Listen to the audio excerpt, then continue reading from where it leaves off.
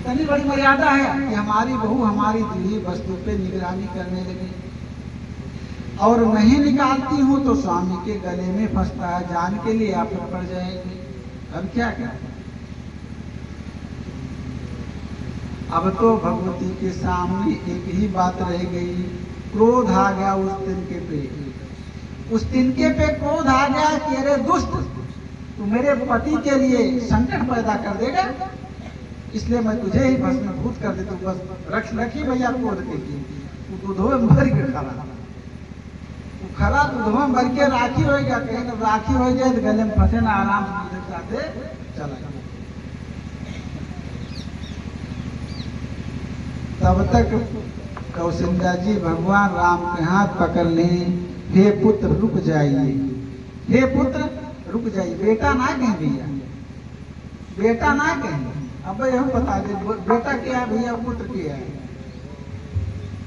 कहीं नहीं, पुत्र रुक जाइए, हाथ पकड़ ली।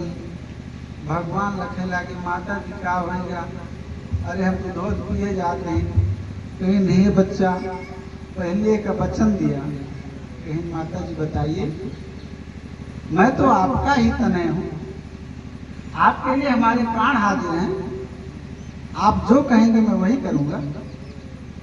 हे पुत्र, इस बहू को इतना क्रोध आता है कि आज सुबह मैंने देखा तो इसके पैर में झाड़ू लग गया, तो इसने देख लिया झाड़ू ही जल गया। अभी मैंने इस दूध में जो राख पड़ी हुई है तिनका था, इसको मैंने जानबूझ करके डाला था इसी बात के लिए। यही तुम्हें परीक्षण करा रही थी, मैं यही तुम्हें परीक्षण करा रही थी। वैसे बताती तो शायद तुम्हारे मन में भी संदेह पैदा हो जाता है कि हमारे महतारी हमका पैदा किए, पाल पोस के इतना बड़ा कर दिए, तो क्यों शिकायत करके जो ना हम दोनों परानी में अनबन करावती है। भैया ऐसे आजकल घर उगड़ता, आजकल जो है अच्छे अच्छे घरों में ऐसी ऐसी बातों को लेकर के बहस हो जाती है, छोटी छोटी बातों को लेकर के बहस हो जाती है, गला हो जाता है। इस कारण से मैंने इसको जानबूझ करके डाला। तो माता, हे पुत्र, बहू से आज वचन लीजिएगा, आज के बाद किसी के ऊपर क्रोध नहीं करेगी। आज के बाद किसी पर ये बहू क्रोध नहीं करेगी। भगवान राम ने कहा, भाई बताइए, जनक नंदिनी बताइए, क्या तुम वचन दे रही हो? माता भगवती सीता ने कहा कि हे स्वामी जी, आपके लिए तो कोई भी वचन हो उसको स्वीकार है, कोई भी वचन हो मेरे लिए स्वीकार है। क्यों? काय वचन मन पति पद प्रेमा, शरीर से, वाणी से, मन से, सब कुछ आपका, सब पे अधिकार है आपका। ठीक, माता जी अब आपको संतोष हो गया ना। आज यही किरण है रावण को दिखा रही है भगवती सीता जी। अरे दुष्ट रावण, तू मेरे सामने इसी तिनके के बराबर था, अगर चाहती तो मैं तुझे वहीं जंगल में ही भस्म कर देती। ये तिड़का हुआ है, ये तिड़का हुआ है। हे रावण, तू मेरे लिए इसी तिनके के समान है, अगर चाहती तो तुझे मैं जंगल में जला करके भस्म कर देती। तू आज मुझको देखने की बात करता है, अगर मैं क्रोध करके तुझे देख लूंगी तो इसी तिनके के समान तू भस्म हो जाएगा। ये तृण का ओट है, तृणधर ओट कहत वैदेही, सुनी अवधपति परम सनी। मेरे अवधपति, ये कथा अब यहीं आकर के छुपी थी, अब आकर के प्रकट हो रही है।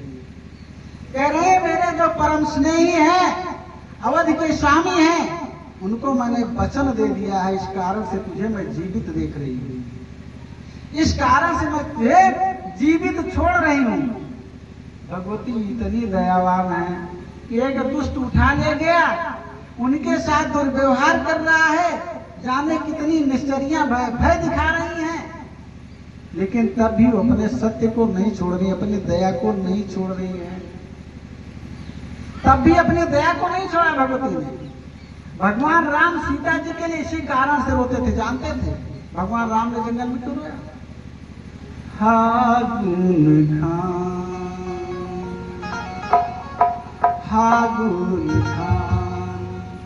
जानकी सीता, हागुन खान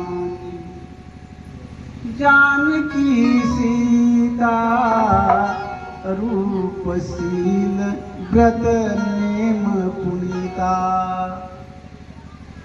कितना गुण है भगवती में, जानकी जी में? हागुन खान, हे सीता तू तो गुणों की खान है, खजाना है। भगवान राम रो रहे हैं, बखान कर रहे हैं। बिलपत अति कुररी की नाई, जैसे कुररी पक्षी रोता है, एक पक्षी होता है कुररी कहते हैं, वो बोलता है तो रोने की आवाज आती है। ऐसे जंगल में भगवान राम सीता के लिए रोए। क्यों रोए हैं? क्योंकि सीता जैसे मिलना बड़ा कठिन है संसार में। हागुन खान, हे गुणों के खजाने जानकी सीता। कौन है? जानकी सीता, जो सबके जान की हैं, जो सबके जान की है। कौन है? सीता। वही सीताराम जी के भजन भैया 3 दिन से कराओ थे, क्यों काल की परसों कहा था पंडित जी तुम कृष्ण के नाम नहीं लेते, पंडित जी कृष्ण के नाम नहीं लेते। हमारे गाने तक में बात यह कि पंडित जी कृष्ण के नाम ना लेते, राम कराओ। सीताराम जानते हुए, सीताराम जानते हुए, सी कहते सुख उपजय, सी कहते सुख उपजय, और ता कहते तमनाश। सी कहते सुख उपजय, और ता कहते तमनाश। प्यारे सीताराम जी कभी न छोड़े साथ। यही चीज हुई। सी कहते सुख उपजय, ता कहते तमनाश। सीता ऐसी है।